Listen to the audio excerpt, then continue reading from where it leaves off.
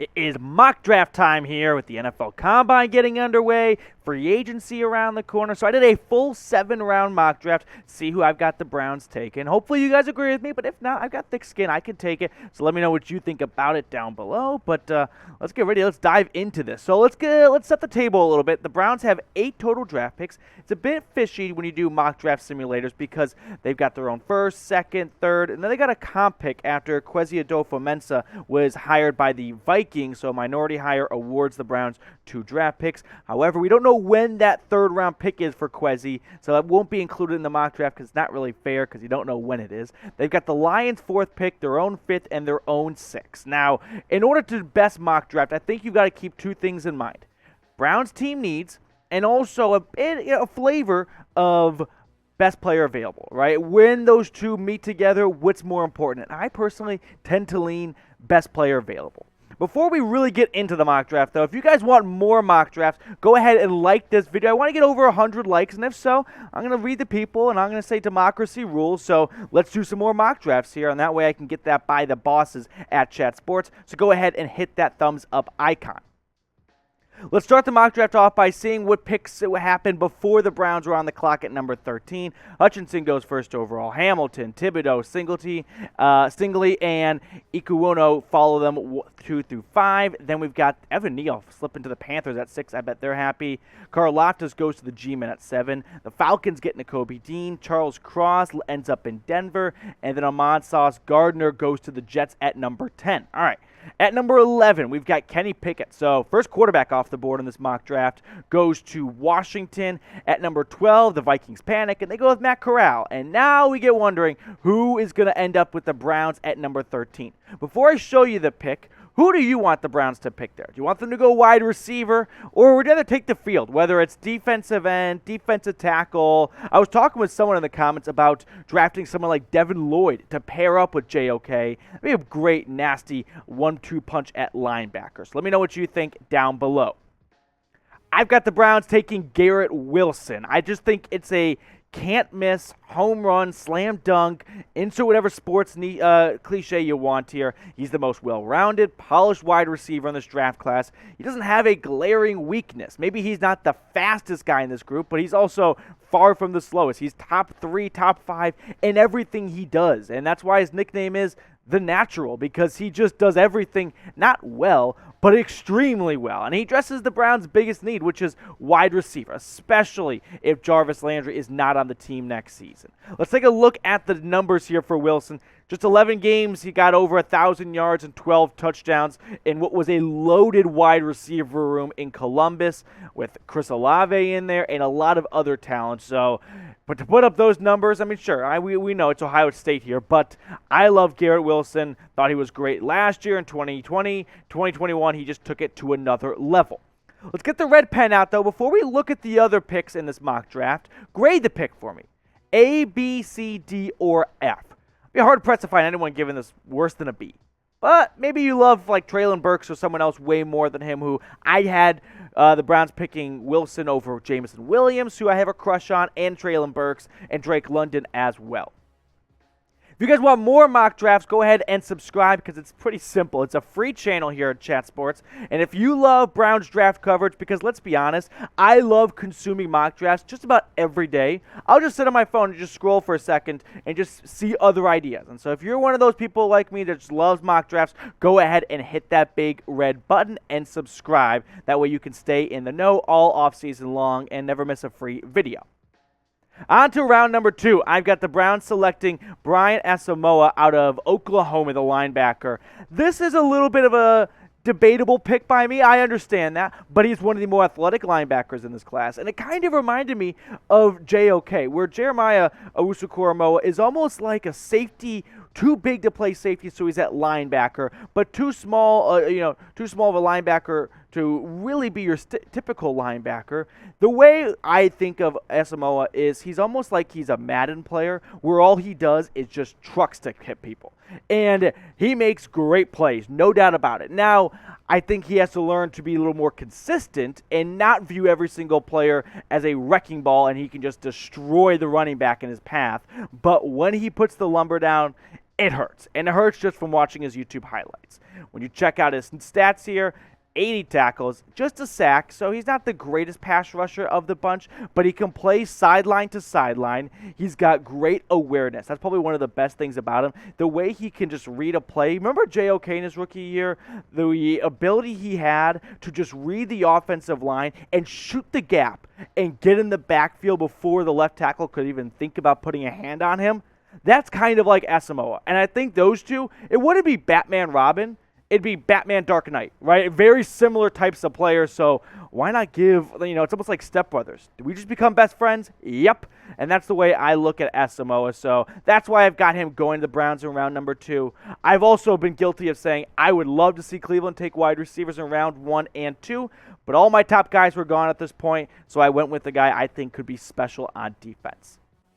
Into round number 3, Skyy Moore. See, I told you we'd get to the wide receiver. Skyy Moore, let's look at some of the notes on him. He works very well out of the slot, and that's kind of the trend the NFL's going. Look at the Triple Crown winner for 2021, Cooper Kupp. He's not a Calvin Johnson. He's not a Randy Moss. He's a speedy guy who likes to work in the slot, and that's a bit of what Skyy Moore does. Now, he can play the X position. He can play out wide. He's got great ball tracking abilities, and he can go up and get it on the deep throw.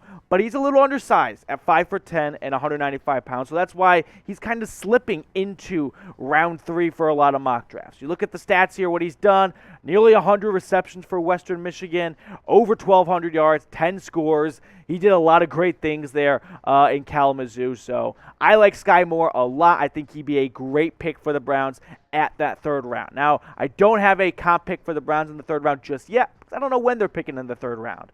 But I can tell you, I do know this. There's a great deal going on at Fanatics where you can get a 2 t-shirt combo, right? You get 2 shirts basically for the price of 1, and it's on sale. So go to chatsports.com/Browns combo, plug in that link right there, but your little search bar right there, chatsports.com/Browns combo, or copy and paste it. I've got it in the comments and the description of the video, and you get 2 shirts, springs around the corner, so get a nice Browns t-shirt or get a long sleeve tee if you like to be one of those people that wears long sleeve t-shirts in the summer. I don't really know, but just check it out, chatsports.com/Browns combo. We keep moving here to the Browns' next 3rd round pick here, or 4th round pick. That is Boye Mafe, and he falls to the Browns there. I think this is a good pick for Cleveland, especially if you think about the fact that Jadeveon Clowney may not be returning in free agency. They have to address that need somewhere. And Boye Mafe, who was a standout in the Senior Bowl, he was the player of the game in the Senior Bowl. So to me, I think Mafe could be a great pick for the Browns. But now we are in late round territory. We're starting to look at some sleepers here. So what's a prospect you'd like to see the Browns draft in the late round stages? Let me know what you're thinking down below. I think the best part about mock drafts is we all get to gather on a campfire pretty much, or like an online one, and just spitball back and forth late round guys to keep an eye on. And then if your team drafts your late round guy, which in this case is the Browns, that's a pretty sick feeling to be like, we nailed our guy. We got him. Next 4th round pick is Josh Paschal. Josh comes out of Kentucky and is another edge rusher who I think complements what the Browns are trying to do, which is trying to build a formidable pass rush around Myles Garrett. This is the point of the video where I told you guys earlier I lean best player available over what the Browns' biggest needs are. Do they need other needs like maybe a backup quarterback to push Baker Mayfield or an offensive tackle in case Jack Conklin is done after the season? Yes, but I like the idea of going with 2 edge rushers here because just in case the first one doesn't work, you got Paschal right behind him. On to round number 5 we go, and now we address what was one of the bigger issues for the Browns this offseason is filling that defensive tackle spot. And Otito out of UCLA, he does that. He's a run stopper. He's a huge 6'4", 320-pound boulder of a human being that can sit in the middle of the defensive line, consume a center and a guard. So I think this pick makes a lot of sense for the Browns, who need help. But they also addressed their defensive tackle issues last year in free agency with Malik Jackson and McDowell. So maybe they look to do that again and draft a little later for a DT. Final pick in this mock draft is a bit controversial. It is a punter, which I know. It's a punter, and you're drafting him. But this is no ordinary punter. So hear me out. The Aztec San Diego State punter was on a different level last year in college. I've got his stats here, and I've compared him to the NFL leaders. Okay, A.J. Cole to Brian Anger, and in between, those were the top 4 punters in the NFL last year. Araiza, he would be number 1 in the NFL by a mile if you look at his numbers last year in college. Longer average, his longest punt was 86 yards. That's 15 yards longer than the guy in first place in the NFL. He pinned the ball on the 20-yard line 37 times. Look at the other NFL leaders. No one got to 30. This guy is an absolute freak, okay? And my friends and I have talked about if you could pick a punter in the draft who guaranteed you that he would pin the ball within the 10 every single time, would you pick him first overall? And that sounds crazy, but then you think about it, within the 10 every single time he kicks it, I had to pick that guy first overall. So just watch his highlights for me, and I guarantee you will come away thinking, whoever we were going to get in the 6th round, decent chance he doesn't even make the roster. The Browns need a punter after the Scottish Hammer didn't work out, and Dustin Colquitt is like 100 years old, so they're not going to bring him back. Pick Araiza in the 6th round and get hooked up with the best punter in the NFL, because let's face facts here. The Browns offense is not the Chiefs offense. It is not going to run down the field and put up points every single drive. So why not help your defense out a little bit and also just improve field position and play smart football. Get this punter, make it happen. All right, to wrap it up, just run through the picks one more time. Garrett Wilson at number 13. Asamoah, the linebacker, in the 2nd round. Skyy Moore, they get another wide receiver in the 3rd round. Then they go to Boye Mafe in round number 4. And they double up on defensive end just in case Clowney walks with Paschal out of Kentucky. Otito out of UCLA. He goes in round number 5. And Matt Araiza, the punter, out of San Diego State in round number 6. Be honest with me. Do you guys like this mock draft? If you do, give me a Y for yes. If not, give me an N for no. I know that, and if I graded this mock draft, I wouldn't give it an A+. A couple notes for myself here. I went pretty skinny on a position that's known for bigger guys at defensive tackle. I wouldn't be opposed to going like Devontae Wyatt or Perion Winfrey in round number 2 instead, because they need defensive tackle bad, but I just couldn't pass up on some of the great value that was out there. And I don't want to reach on a DT when there's a great linebacker out there that could be a great punch, great combination with JOK. Wrap up the video, just some free tips here in case you guys want to do your own mock draft simulators and have some fun with it. I highly recommend you do. It's a great way to kill some time if you're looking for something to do. I love trading back. People have asked me this before in the comments. If the Saints asked to trade up, for example, from 18 to 13, I take that in immediate. I take that in a heartbeat. You get at least a 2nd round pick. Maybe you could fleece them for a 2023 first. Probably not, but I love the idea of trading back, and I just like taking the best player available. I don't want to pass on talent. The Browns in the round 2 last year, they took JOK probably because they didn't expect him to be there.